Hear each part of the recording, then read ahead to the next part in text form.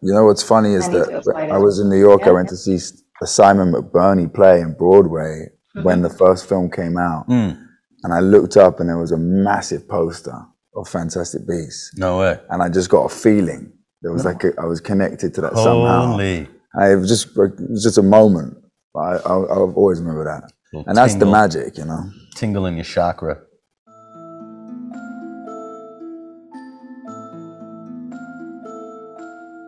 Hi, I'm Stephanie. Nice meeting you guys. Nice meeting you too. Hi, Dan. Hi, Callum. I'm Stephanie or Tepi. I'm from CGV Cinemas Indonesia. Thank you so much for taking the time to talk to us this afternoon. We're very excited for the upcoming Fantastic Beasts, The Secrets of Dumbledore. I personally have watched it, and I love how exhilarating the ride is. I hope I said it right. So before the Indonesian audience watch it, we're going to play a little game. It's very simple. It's called Who's the Most Likely To? How to answer it is very simple. It's either you point at each other or at yourself if you find the question fits you. Alrighty? Okay. Can we start? Yes. Okay. Who most likely would believe in magic? I think both of us. I absolutely believe in magic. I wished on a star for this role. I basically, I had my second daughter was coming into the world. I was like, Daddy needs a miracle. And I literally wished on a star on New Year's to be part of like a really cool, global, classy franchise. I had Star Wars in my mind, but because I just put it out there as like any franchise, I think I got this. 3 months later, I got this audition, and I was like, this is a good franchise that's classy and global. And here we are today. You know what's funny is that I was in New York. I went to see a Simon McBurney play in Broadway when the first film came out. And I looked up and there was a massive poster of Fantastic Beasts. No way. And I just got a feeling. There was like I was connected to that somehow. It was just a moment.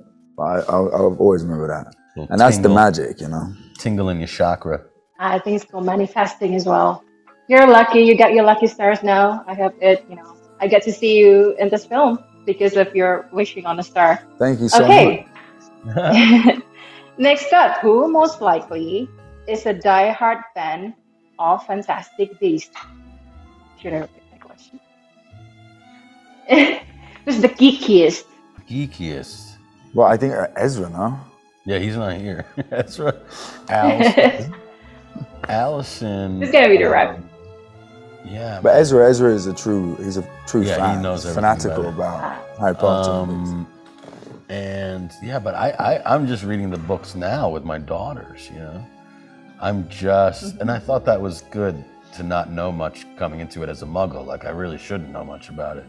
But I love it, you know. After the first movie, I'd seen like 8 of the Harry Potter movies, and then I tried to forget them going into become Jacob. And then making that first movie, I was like, wow, this is great. And then I went back and I watched everything, saw The Cursed Child, started reading the books with my kids. So, I mean, I'm becoming more immersed in it. I'm becoming. Hi-ho. I sound like Kermit the Frog. You're next up to Ezra then? No, Ezra's number 1 and Allison, right? Well, let's hit them. All right then. The third one is Callum. Alrighty, move on to the next question. Who most likely would get distracted often during filming? Me, if I get very distracted. How is that so? Can you tell us a bit about the experience? Yeah, you know, I come from the world of theater where it's kind of improvisational. So if I get distracted by something and I get inspired by something, sometimes I'll just like go off on a tangent or something. You know, sometimes it'll make it into movies, sometimes it won't. But that's the glory of it all, isn't it?